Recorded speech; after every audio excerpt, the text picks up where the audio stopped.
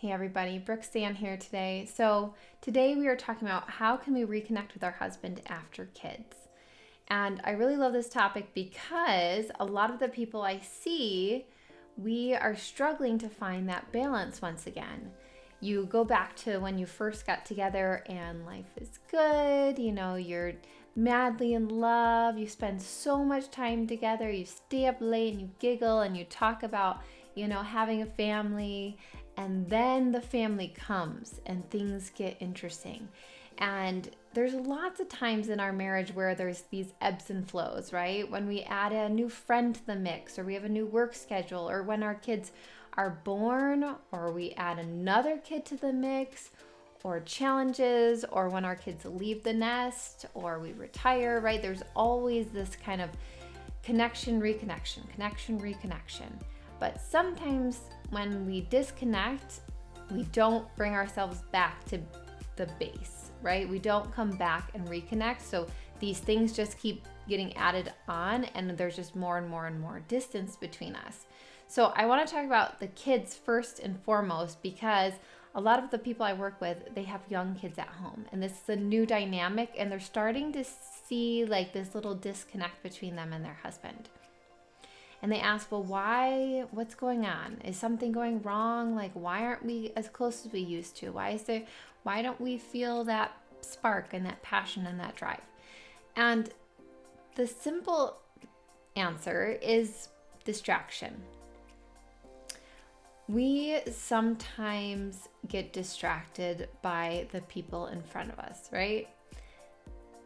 If there was already maybe a little disconnect between you and your husband, a baby would create a huge disconnect, right? Because when we don't have that, how do I want to say that, side by side, like team feel, we're just like, it's me against you, right? It's like total roommate situation, or even more, like there's some like toxicity in there, like, well, you didn't get up with the baby, and you didn't help me with this, and you didn't help me with that, and what are you doing, right? There's like a lot of negative emotions that are flying all over the place. So today we're going to talk about how can we reconnect with our husband after these kids.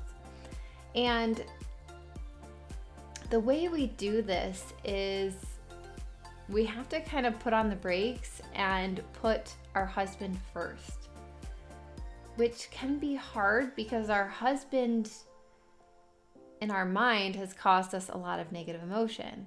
He, didn't do what we asked him to do, or he's not noticing us, or we see all the things that he's not doing or he hasn't done. And our babies are sweet and innocent, and they're so easy to love, and they don't ask for hardly anything. And it's just, it's natural, right? But our husband, there's a lot of work that needs to be done there. So we just like, no, I'm going to focus on the baby and the dogs and, this. And then we think, well, what happened to our spark? Why are we not connected? Why are we not close? Well, it's because you've kind of been distracted by the kids, and you've kind of put husband, in the corner over here, and you're just like, I'll deal with that later. I'll get to that later. Well, later doesn't always come, right? Like we have one baby, and then we have another baby, and then maybe even another baby, and then these babies get older, and then they have emotional needs, and we're just been focusing on them, and then they leave the nest, and then what happens? The husband's in the corner still. It's like more and more time has passed, so more and more disconnect. So we put on the brakes, we pay attention to, there is a problem here. We need to work on maybe our communication. We need to maybe start thinking about how can we talk to each other and communicate and maybe express how we're feeling or what's going on. And a lot of the times we don't do that because we don't have that all-in mindset. And I am the all-in marriage coach. I go from just one toe in the water to full body in the water. We're going for it. We're in this relationship. We're going all the way. It is to death do us part and beyond, right? And when we think that way, and last week we talked about commitment, when we see the end from the beginning and we have that commitment, we push away all those fears of loss and heartbreak and failure, right? And we are dedicated to the end, right?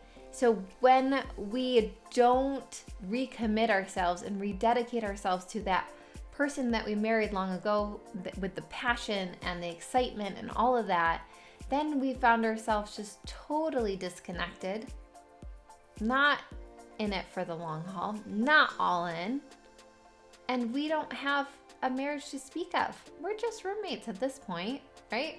We're co-inhabiting and we're coexisting and we're co-parenting, kinda.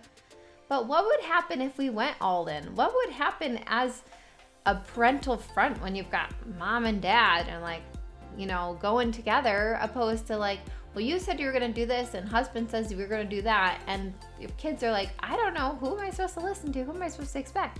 So this is the difference. When we have these different circumstances that come in our marriage, and there always is going to be another one around the corner. It's not just kids, right? There are so many things that are going to change. What about when a mother-in-law moves in?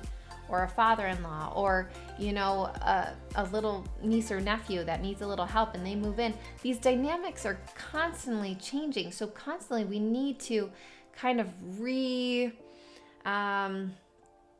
reposition ourselves or stabilize ourselves and remind ourselves and refocus ourselves of what's important. First and foremost, it is my marriage. That's what I'm all in.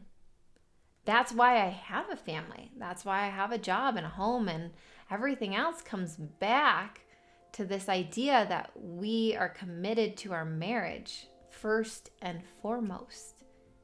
But it's so easy to start what we call husband bashing, right?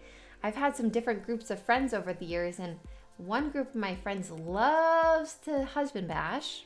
The other group of my friends, we laugh and we giggle and we talk about the funny things our husbands do, and we talk about how much we love them and how much we adore them. There is a huge difference.